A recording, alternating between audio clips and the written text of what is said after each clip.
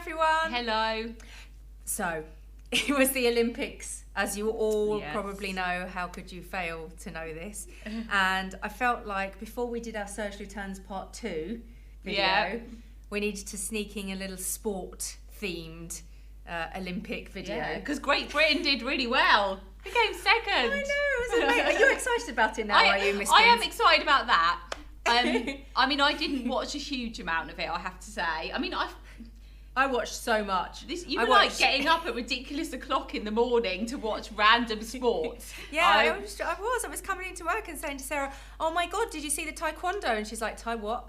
No, I just got annoyed with the fencing because there was every 10 seconds they have a beep and it was on the background in the telly and I was like, that's really annoying me. But no, I did love the Olympics and the spirit of it, and we did really well. It's so inspiring. So I love, we're just enthusiastic trainer peeps, I guess. Yeah. But I love looking at that kind of achievement. Our sports, not just our sportsmen and women, but the sportsmen and women across the world. Yeah. Just showing how much hard work and plus raw talent and dedication and focus. These guys have given up so much for 4 years to train for the Olympics, and I just find that so inspiring. Yeah. It's great. So I thought, let's do a sport fragrance video. Yeah. See the link there? So we've got a couple of sport fragrances that we work with that we wanted to show you. But first of all, we just wanted to talk about why would you buy a sport fragrance? What's the difference between a normal men's fragrance? So first up, they tend to be men's. Yes, they do. Actually, which is actually weird. Yeah. Because women can be sporty too. That's so true. But I was with a group of guys the other day, and I said to them, do you wear your normal fragrance when you're going to the gym? And they were like, never. We choose something that's fresher and cleaner and sort of more citrus because, one of the guys, he was wearing 1 million and someone else was wearing Terre de Mes, and they were saying, actually, it's too strong for me in the gym. Now, why is that, Sarah, do you think? Well, I think, first of all, it's the way you feel. We talked about this with our summer fragrance, beach video. When you're in the gym and it's hot and sweaty and you want something that makes you feel uplifted and refreshed. So normally it's going to be something with citrus or nice bright aromatics in it or something, isn't it? So you need something that's mood setting. Definitely. For refreshing, cooling, and gets you wanting to exercise. If I sprayed on some warm amber, I'd want to have a nice lie down in the corner. I sometimes want to do that at the gym anyway, to be fair. And also if you're going to an exercise class, particularly, you're in close contact with other people and you don't want to completely overpower them. You were saying the other day you went to the gym and someone was wearing something. So I do a body balance class pretty much every Sunday morning. It's 9 o'clock on a Sunday morning, and there's this woman, sorry if you're watching, I doubt you are, who wears Cartier Le Panthère, which is a heavy musk animalic fragrance. And I'm lying next to her trying to relax and do some yoga, and I just find it so invasive to my space. Yeah. And it's a nice fragrance, but I don't want to smell it at that time. No, that's right. And if you think about the way the fragrance molecules heat up, scent molecules, we know this, heat up and get more intensified if either sunlight is on them or if you're hot. So the hotter your body is, and let's face it, if we go and do sport, we tend to get quite hot and sweaty. That's intensifying any fragrance that you've got on your skin, so people will be able to smell it much, much more. So just be kind to your fellow sportsmen and women. And you're right, it is men generally, the male brands that tend to have sport fragrances. We've got 2 that we work with to share with you, and both of them have this kind of fresh, uplifting, quite light feel. What do you want to start with? Okay, I'll start with one from Cartier actually.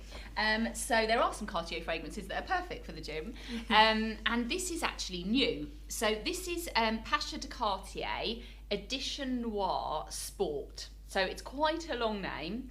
It is part of, first of all, the Pasha kind of franchise, if you know the original Pasha fragrance, which was a very classic fougere. Then there was Pasha Edition Noire, which was the black bottle, and then this is the sport version of that. So first up, it's red. So the red makes you think about like energy. Speed, energy, thrilling kind of, and the box is red as well. So it's just behind Georgina's head. So like Cartier red, very on brand. So if we have a try of this one. This, by the way, is a lovely 150ml bottle. It's a special, you can only, in this country, you can only get it in Harrods, I think, and in the boutiques. It's quite hard to get that big size. I haven't smelt this for a while. This is, it's really nice, actually. It's melony, right? Yeah, it's got watermelon, which... Yeah, it smells quite, almost aquatic. It's unusual, isn't it? So the idea behind it, if you know a little bit about the original Pasha story, if I just show you the bottle, it's meant to look like, it's meant to represent a speedboat. So if you imagine you're looking down, like bird's eye view, and this is like the bow, the front of the boat, and the lines are like the boards, the planks on the boat.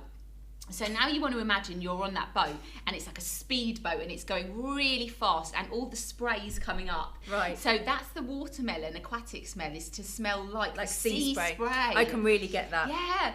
It's so nice, and it's got a bit of citrus in it, but it's not sharp, is it? No, it's not at all. And it's then, really wearable. I would wear this. I know it's men's, but I would wear this. The dry down, when you come to it, is very much cedarwood, which is in the original and the Noire as well. So it means that it kind of ties in with that family, and it does have some longevity as well, which is nice. But it is an eau de toilette, I think. Yeah, eau de toilette.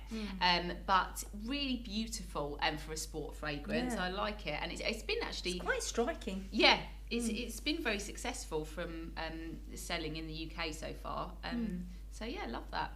Gorgeous. Okay, so I'm going to go back to a classic brand of Issey Miyake for another sport fragrance. So we have this.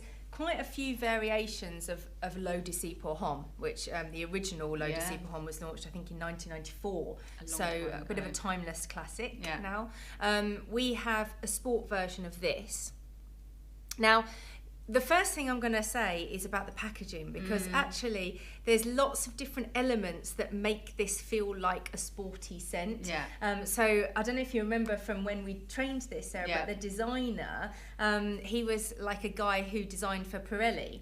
So he rocked up to the design meeting, the bottle designer, and he had a holdall of all sorts of different sports wear and equipment. So things like goggles, like ski goggles, and this glass, I think this really just reminiscent of kind of a pair of ski goggles. That smoky mirrored effect. Yeah, and then this top, it's sort of almost like textures, like dimpled.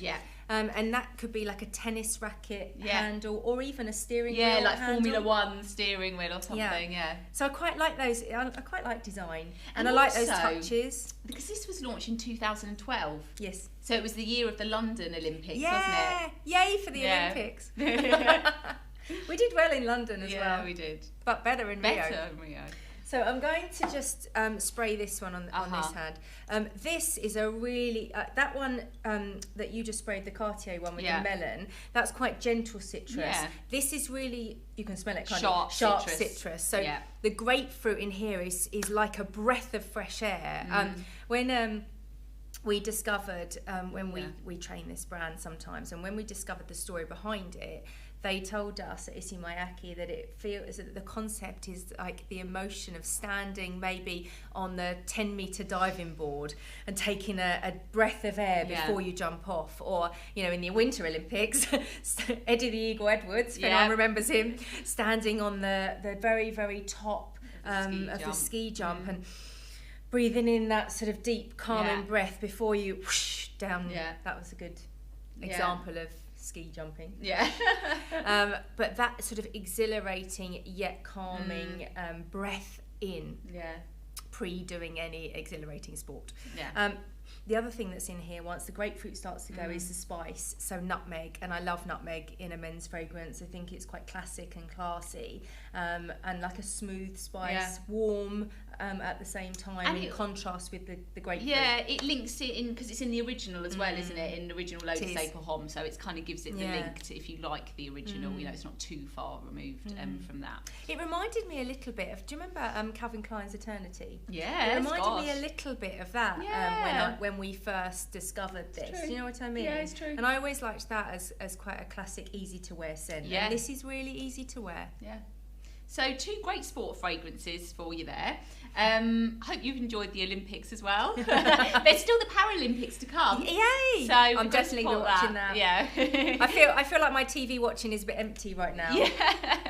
There's nothing on at 3 in the morning anymore. No, maybe I should sleep. So yeah, let us know if there's any other sport fragrances that you guys like, because there definitely are some from other brands out there that are popular.